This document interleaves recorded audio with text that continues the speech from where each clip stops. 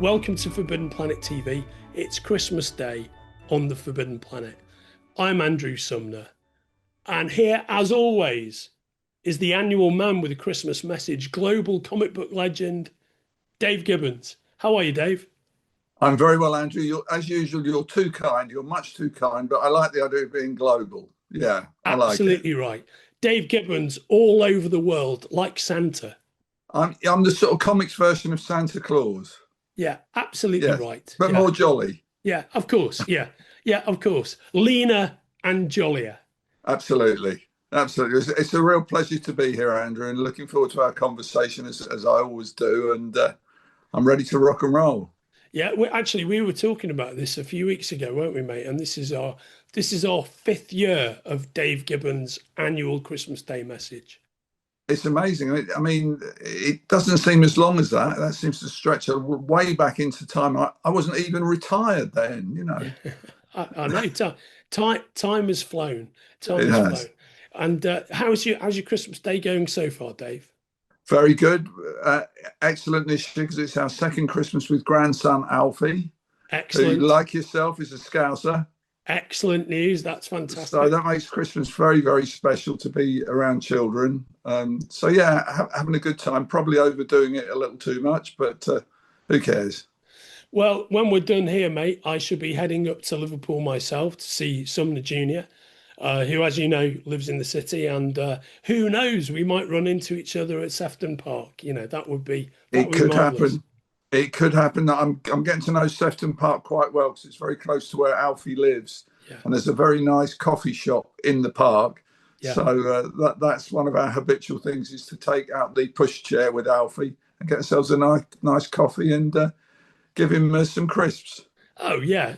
What I used to, I spent about a year of my life when I was a kid, when I was a little kid. Um, my parents moved away from Liverpool for a year, and I lived in a place called Hazel Grove, which is near Stockpool. And I remember that winter very clearly. I was probably 4 years old. Yeah. And there's a couple of things I remember about it. Captain Scarlet had just started on TV. I was Mm, still watching the Adam West Batman on TV. And it was a very snowy winter.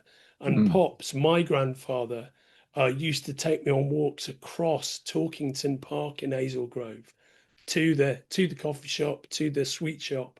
Right. And when we went to the sweet shop, he used to buy me my comics and we used to walk back in the snow and read them, including that year's Christmas annuals, which Right. dovetails nicely into what we thought we'd talk about this year, mate.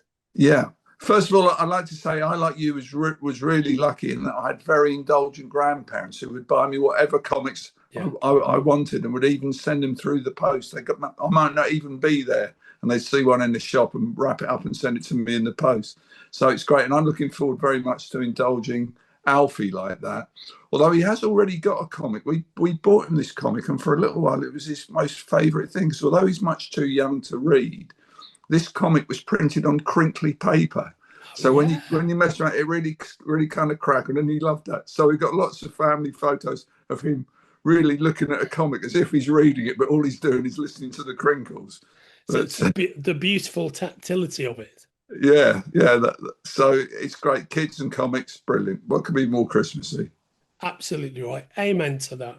Well, and that's exactly why we thought we've explored quite a lot of our collective Christmas Day memories with regard to comics over this last 5 years. But when we were chatting again a couple of weeks ago, we realised we had a lot more to get into about the great British tradition of comic book annuals.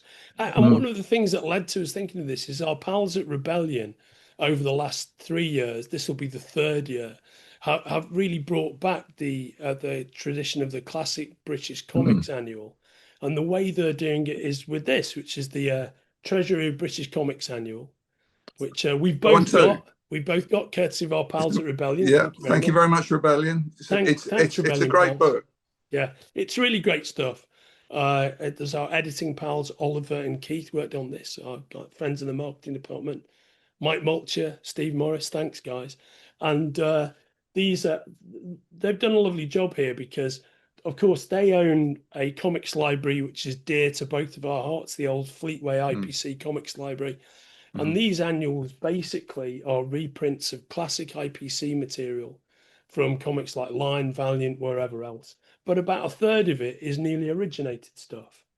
And I think they've done a very interesting job with it. There's some great stuff in the 2026 version. Of course, it's 2026 in the usual annual parlance.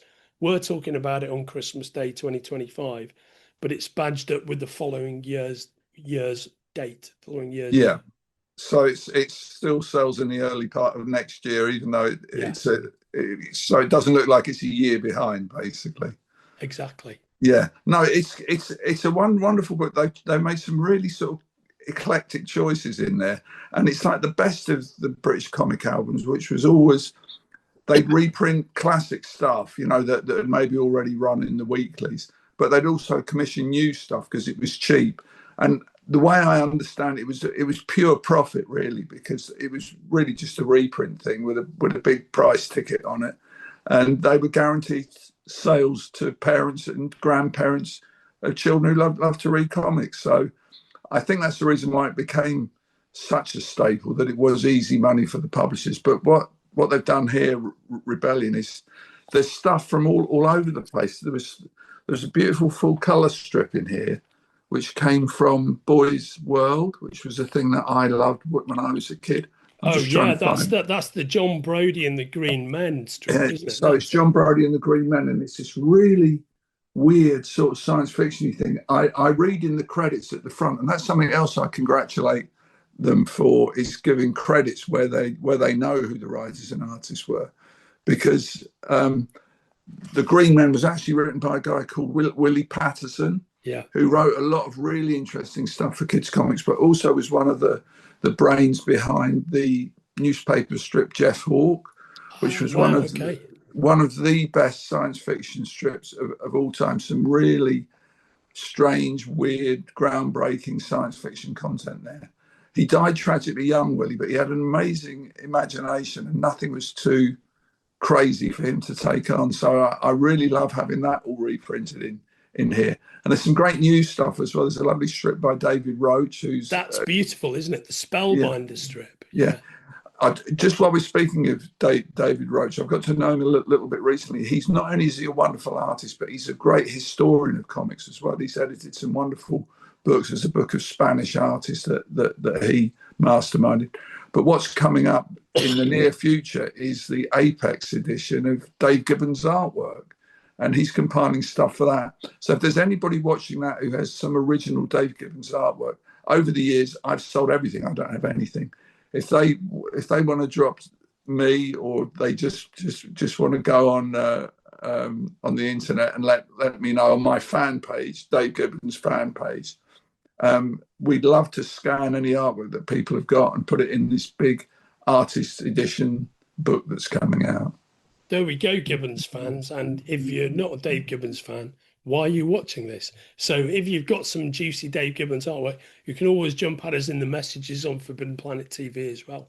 That would be great. That'd be amazing. There's a guy actually runs my fan page is called The Watched Man. And it's a Facebook group, isn't it? And it's a Facebook page, and they present lots of my old lost artwork on there and say lots of nice things about me. So I imagine if you're watching this, you might be interested in me a little bit. So if you are, particularly if you have any original artwork, which we'd love to use, if it be a free copy of the book in it for you, please go along to the Facebook page. There we go, everyone. I think that's a noble endeavour, Dave. I think that's really good. I can't wait to see that Apex edition. I'm sure it'll be amazing. Well, I mean, they've done one of my two top pals, Mick McMahon and Brian Bolland, and they're beautiful, beautiful books. To me, it's almost like you've got the original artwork, because it's the same size it was drawn. You can see all the corrections, all the additions, you know, where balloons have fallen off, where things have been whited out because they were drawn wrong. And I get hours of pleasure. And certainly the way I used to churn artwork out, you can see all the many mistakes I made along the way. So it's an entertaining thing to read for art lovers and others. Quite right too, mate. I guess if we, well, there we go, Gibbons fans. Let us know if you've got some of that beautiful artwork. One of the things I liked in this, there's a couple of things I liked. One was a strip I hadn't seen for a long time, which is Kid Chameleon, Right. which illustrated by Ian Kennedy, the great Ian Mhm. Kennedy. And this is a really weird strip that I remember reading a lot of because it was in Core, which is a comic I got for a long time when I was quite young. Yeah. Uh, and uh, and that was, I think, the cover strip, as I recall, was Gus the Gorilla. You can't make a monkey out of Gus. And Right. this is such a weird concept. It's basically a lizard version of Tarzan, where you get a young English boy reared in the Kalahari Desert by a Mhm. kind of lizard tribe, and he somehow ends up with a kind of mesh suit that Yeah. makes him able to change his color based on the background. Completely ludicrous, of course, but it ran for a long time. But the artwork's absolutely beautiful. The Well, other, I was sorry, going to Dave, what say were you going to say? one of the things I love about comics is that, I mean, that is an absolutely beautiful strip to look at, illustrated as you Yeah, said by Ian Kennedy, who's one of the greats of British comics. Had a tremendously long and productive career, really well known for his World War II stuff, but he could turn his hands to anything. And it's preposterous, this idea that this guy's got a suit on that means you can see through him. But the way that Ian Kennedy's done it, he's actually sold it. You believe it is so because it's just drawn with such a straight face. yes, I should absolutely. say that you're maybe going to come to this as well. There's another strip in this Treasury annual, and it's called The Mouse Patrol. Wow, And yeah, it's absolutely. about these three kids, three sort of 12-year-old kids who have stolen a tank. It's also in World War II Yeah, in the African desert and the sub-Saharan desert. And so they've just got this tank and they're just rolling around the battlefield and having all sorts of hijinks and adventures and shooting down Stukas and meeting the SAS and everything. And it's absolutely ludicrous. It could never have happened. But the writer and the artist both are absolutely dead serious about it. And that's one thing I've always loved about comics is that you very much got your tongue in your cheek and thinking they're never going to believe this, but I'll just see if I can make them. well, the Mouse Patrol kind of blew my mind. I hadn't read that strip originally, but as you say, Dave, I mean, it's beautifully drawn, but everybody fully commits to the strip. But what's fascinating is these three kids are driving around basically killing large amounts of Germans. That's right. And when they run into British officers and British infantrymen and British like tank units, nobody goes, "What are these kids doing? We've got to get them out of these tanks and send them home." They just let them, oh, there goes the mouse patrol, like Yeah, it's absolutely normal. They just yeah, let them yeah. carry on with it. It's so surreal. But that's, as I say, I've always loved that about comics. It's also true for a lot of the American stuff, particularly when you get really prolific people like Jack Kirby or Steve Ditko. It comes from some sort of subconscious area, the same area where dreams are made, that you think it and you make it believable, even though it's not believable. It is a dream. So that's a wonderful buzz you get from this. And again, there's some of the best British artists. The artist who drew that Mouse Patrol is actually a guy called, it's going to come to me, Eric Bradbury. Oh yes, that's the great Everett Bradbury. Yeah, Who is well known for his more sort of gothic stuff. He used to do yeah, people hunting monsters and everything. But he handles these kids, these 12-year-old kids, and makes them very appealing, believable children in this really sort of grim world that he's crafted. That was a particular good surprise for me. yeah. I'd never seen it because we're of slightly different generations. In fact, my first job I ever got a check for was a page of lettering that I did for Core, and Amazing. I it was almost the last bit of professional work I did because it was so badly done that if it hadn't been for the fact it was press day, I think they would have got it relettered. But that was my first introduction, and as I say, along the way, I also contributed to a lot of Christmas specials and annuals and summer specials where they wouldn't pay very much money, and you get a 3-page script or something about a guy flying a haunted plane is one that seems to stick in my memory for some reason. And it was a great way to get in, and it was that element, as I say, with these annuals that you never knew quite what you were going to get. You might get some not so good stuff, but you get the odd gem. It's like sifting for gold or something like that, you know. Um, Of course, as I think we've said before, what I used to do was actually not buy my Christmas annuals or get asked for Christmas annuals for Christmas. I'd ask for the money, and then about halfway through January, they'd cut the price in half of all these annuals, and then you could get double wallop.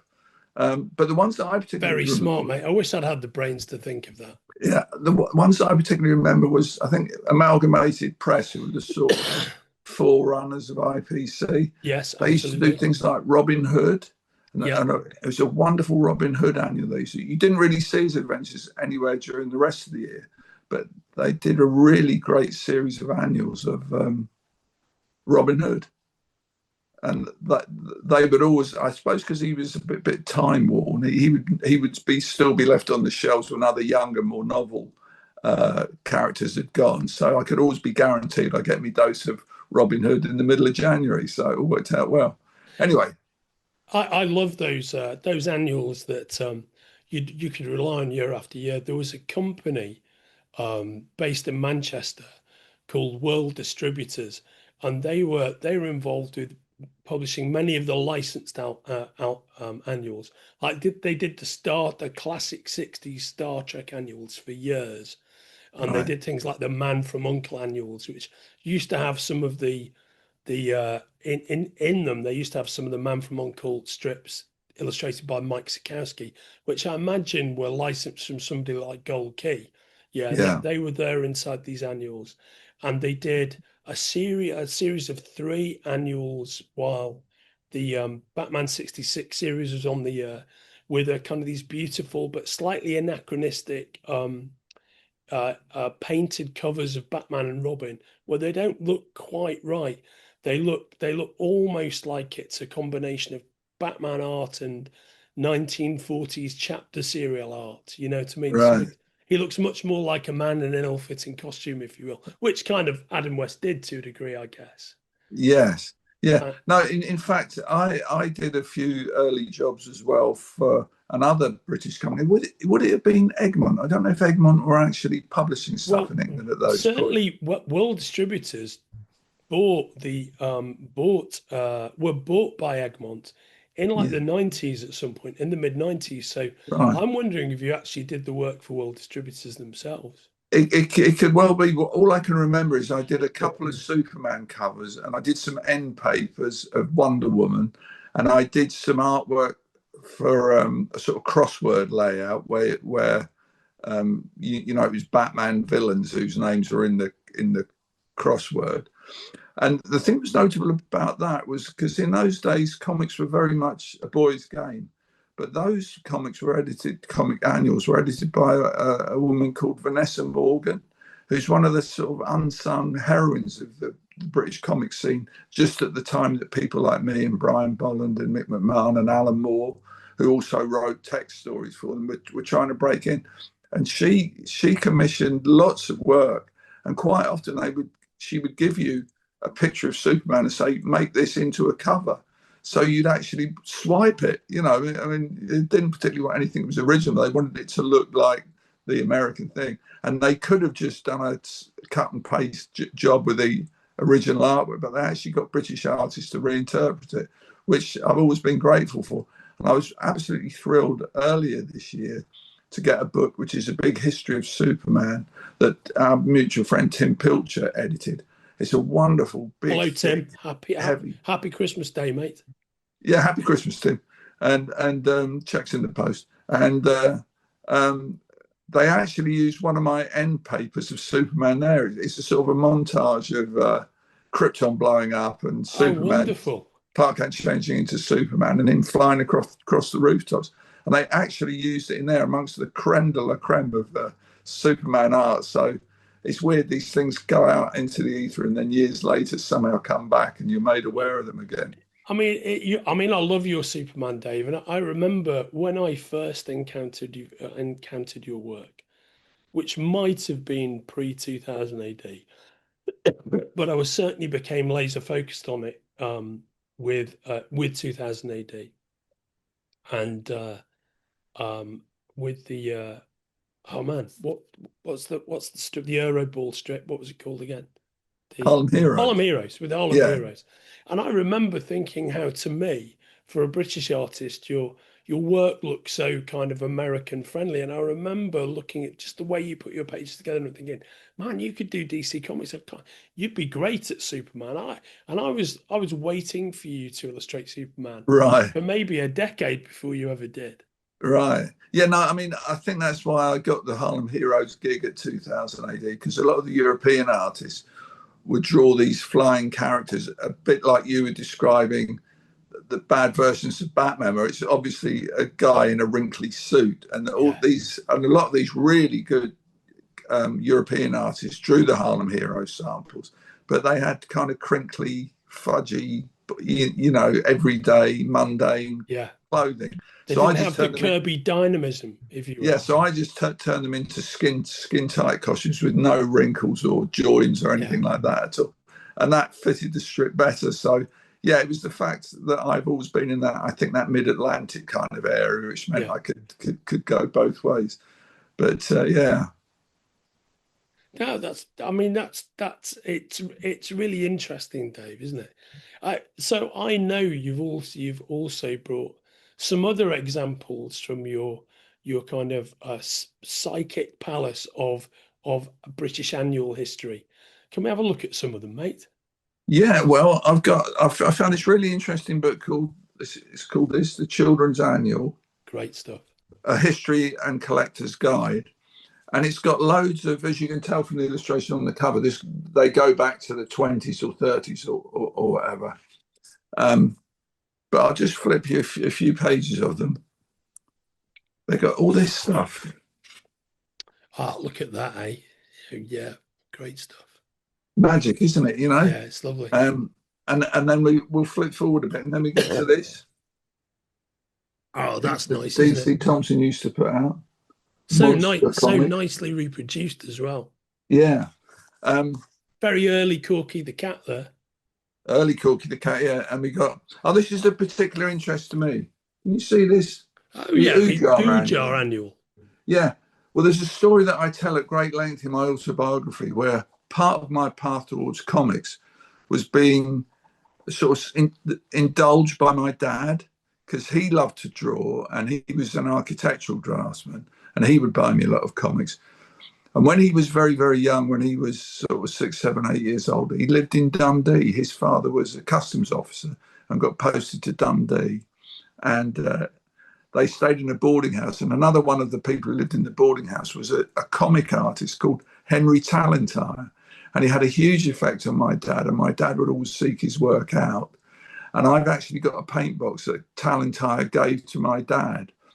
And in very recent years, this is a story too long to recount here, but I actually got to meet Tallentire's son and express to him how wonderful it was for me that my dad had met his dad, and sort of partially helped to put me on the path to doing comics. And he was famous for a character called Ujar, who was a real big deal in the 20s and 30s, sort of talking elephant, amazing kind of thing. So that's the personal connection there. And then, hold on. Whoops. There we go. That's Santa delivering some turbulence as he does a loop and goes back home. It is. It's a glitch in the Matrix. And here's more of the sort of stuff that I'm guessing you might remember. Like I specifically remember that POW annual very, very clearly. Yeah. And then it's an interesting book, this, because, like I say, it goes right back to the 20s and 30s and earlier. But then it comes, we eventually end up with, just read it. Glimpses of the future. Not since Dan Dare and the Eagle of the 1950s had the readership of a weekly comic been as inspired as they were in 1977 when Judge Dredd made his first appearance. Dredd was introduced in the second issue of 2000 AD. He was a lawman of the future, blah, blah, blah, blah, blah. Several artists have contributed to Dredd's success, but the two best known are Mike McMahon and Brian Bolland, both very good friends of mine, by the way, so I know Mick will get a charge out of me reading the next bit out. Both are extremely popular with a huge following of fans. McMahon's drawings are sketchy and crude, but full of action. Boland's art has clarity. His characters are beautifully delineated, and his drawings are more in the American style of comic art. In the USA, the character in particular, Brian Boland's version, has become exceedingly popular via black and white reprints published by Titan Books. Hey, there we go, mate. Oh, here we go. Let's get on to the good stuff now. The weekly 2000 AD comic spawned other series and heroes too, including a revamped version of Dan Dare, which was drawn by another talented illustrator, Dave Gibbons. Gibbons' version did not, however, take hold. And it was not until 1982 that another version of Dare would prove sufficiently popular to sustain reader interest. Oh, you could have done better for Dan Dare, though, mate. I could have done, but then it was subsequently written by B.J. Barry Tomlinson, long-time editor. Oh, yes, long-time editor at IPC, yeah. And Jerry Embleton, who drew it. And it was actually rather a nice version of Dan Dare. Is that he was quite blonde in that version, as I recall? He was, yeah. No mention of 2000 AD would be complete without reference to Alan Moore, a script writer of extraordinary abilities. He has written many stories for 2000 AD and has, for the last few years, contributed to American comic book titles, for which he's become one of the top writers and won several awards. So that's rather interesting. And I'll leave it on an old note. There's Biggles. There's the Biggles. Oh, good old Biggles. What about Biggles? Nice one. And then at the very back of this book, is it all right to keep on reading? Of course it is, Dave. It's got there follows a list of 100 collectible annuals. Prices are for copies in very good to excellent condition. Let's look, for instance, at the Dandy's Desperate Dan annual, 1954, 20 to 25 quid. The Dandy Monster comic, 1939, 400 to 700 quid. Wow. I mean, God knows what this translates to nowadays. Has it got 2000 AD? It's got Uncle Dick's annual in here, whoever Uncle Dick was. He was around in 1930 to 31, and you can buy his book for 10 to 15 pounds on the market. So it's an unexpected joy to find this. Are you ready for some more? You know it's your Christmas Day message, Dave. Bring it on. Right, here we go then. So everybody's got to have an annual. Yeah. Dad's own annual. Look at that. Nice. It's rather a weird publication because if you look at it, you can see we got like Dan Dare. Yeah. The original version. Yeah. We got Roy of the Rovers from the Tiger comic, and we got Billy Bunter, the fat owl of the remove. Interesting selection. The fat owl of the removers, I seem to remember. He was my mum's favourite character, by the way. She loved Billy Bunter. Oh, really? In the Magnet and all that sort of thing. Yeah, of course. Yeah, but this is an interesting book. I mean, God knows how you'd ever get hold of this, but it's really samples of all sorts of comics. There's a bit of Frank Bellamy. Yeah. Robot Archie. Yeah, of course. Johnny Cougar, the man with the iron grip. I thought that was Nick Landau, but the man with the iron grip. Leading the Whitsun Fun Parade, that's Buster. Buster comic cuts. So this is a really interesting little grab bag. Interesting. Yeah, it's got... there's the Steel Claw. Steel Claw. Dan Dare. Lovely, lovely cutaway drawings. Who doesn't love a cutaway drawing? Look at that. You've got to have a cutaway. So that's all well and good. So Dad's own annual, that's very good. But of course, we've got to have Mum's own annual. And Mum's own annual is ballerinas and schoolgirls. Oh, of course. It was ever thus. Yeah. But it was ever thus back then, that's for sure. But here's this is a bit like the Mouse Patrol taking on Rommel's army in Africa. This is the U-boat busters featuring Jane X, secret agent. Look at her go. Look at that. Oh yeah, I love that. It's brilliant. So this the play our pictures. Look at this ballet page. Oh wow! Now that is a cultural artifact and a half, mate. It is, isn't it? So. Flying Cloud. Oh, can we finish? I want to sit down and read. Of course, these. mate. Yeah. I have this mental image of my daughter reading that this afternoon and being utterly horrified by the content. It's great. Anyway, there we are. That's wonderful. That's a few books from my archive. Yeah, and I can see you've got the Christmas Day archive behind you there, Dave. What better place to be talking about the great tradition of British annuals on this most festive of days? It's Christmas Central. Amen, brother. So, Dave, thank you once again for the trip down festive memory lane. Actually, we've still got plenty of annual gas in the tank, and a lot of things we talked about discussing we didn't get to. So let's table those for Christmas Day 2026, and we can Okay. reconvene and carry on the conversation, mate. What do you reckon? I think that sounds good to me, Andrew. And as they say in the comics, to be continued. Absolutely right. You know, Tune in next Christmas for next. Tune in next Christmas for Christmas Yuletide thrills. exactly right. Well, I'm conscious of two things, mate. One is the fact that one should always leave the festive audience wanting more. Yeah. And you know, it's not long now until we have to go and get our Christmas dinner, and you never want to keep your family waiting Well, that's true. when the turkey is simmering. And sprouts are no good once they're burnt. They're one of the most horrible things you can imagine. So yeah, and yeah, well, I'm ready for a nice bit of Christmas lunch. Maybe a little glass of red wine, you know, to round the day off. I think I'm gonna hit the homemade eggnog first, liberally laced with some bourbon. Right. I brought in some Gentleman Jack for this very purpose, and then, as you say, straight into the delicious red wine. And also, you have to get to the table quick before somebody nicks all the pigs in blankets. You know, they go super quick. So Absolutely I'm going right, to go and brother. stake me claim. Absolutely right. So, Merry Christmas, Dave. Thanks once again for joining us. Some of the books we've been talking about, you'll never find again right now. But That's right. this one, the Treasury of British Comics, currently available at Forbidden Planet. So, if you fancy a Boxing Day treat, go out and get this tomorrow.